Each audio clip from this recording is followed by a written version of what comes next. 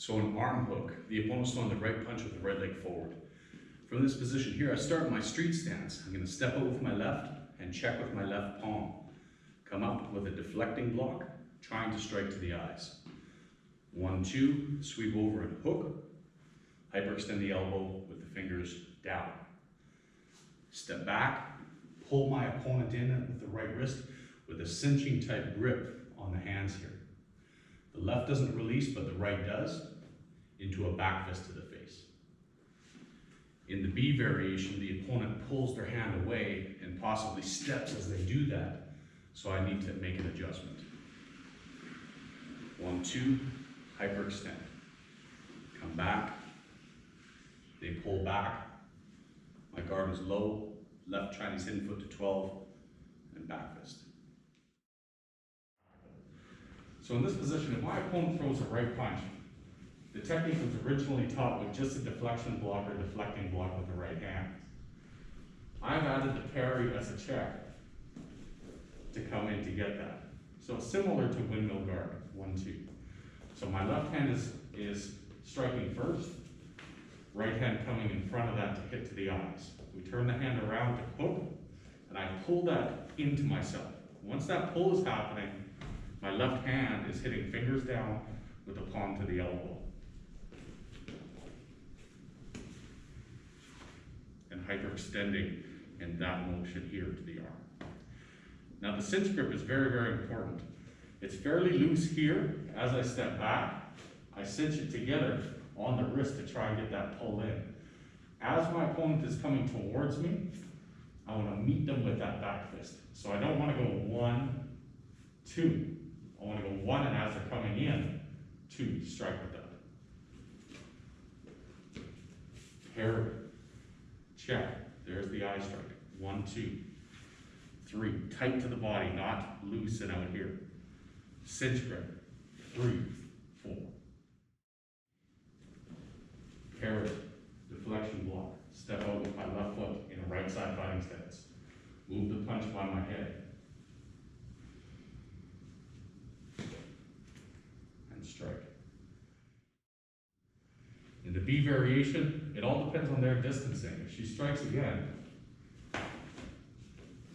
and I miss, she's far away, I'm going to have to take a significant Chinese hidden foot step in. It's the quickest way for me to get in and strike. Just make sure that you use your momentum. If I'm going to step in, use that to build the momentum for your back knuckle.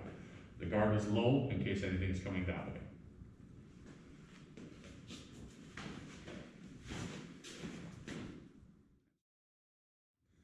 So taking this technique, if you have any kind of environmental restrictions, so let's say you're in close combat, or so let's say you're in a narrow hallway, or maybe you're seated or something like that, we want to be in a position to understand that the most important part of this technique is learning how to couple up our hands into a position where 2 is stronger than the 1.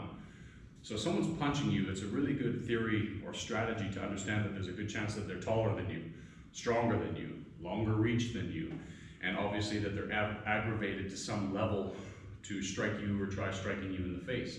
So I want to be in a position myself to understand that if there's an immense amount of energy coming towards me in a straight line, I need to get offline of that somehow. So if I were seated or if my back were up against the wall and I don't have as much mobility, at least move the head.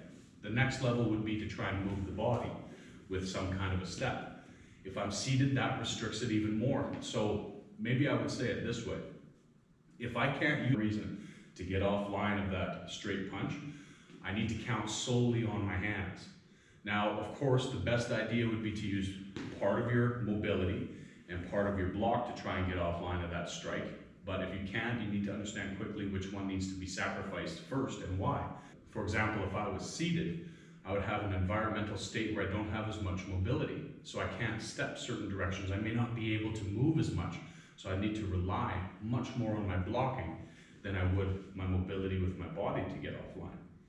But the same principle is true. If I can block, maybe I can't get the hyperextension from a seated position because of distance, but that doesn't mean I couldn't augment to some kind of an eye rake or a groin strike even at that position. So it's really hard to defend yourself if you get hit. So have a theory and I have no mathematical evidence to provide any kind of backing for this, but I call it the 50 percentile. So if you get hit and you don't get knocked out, your function and your motor function and your ability to defend yourself gets cut at least in half.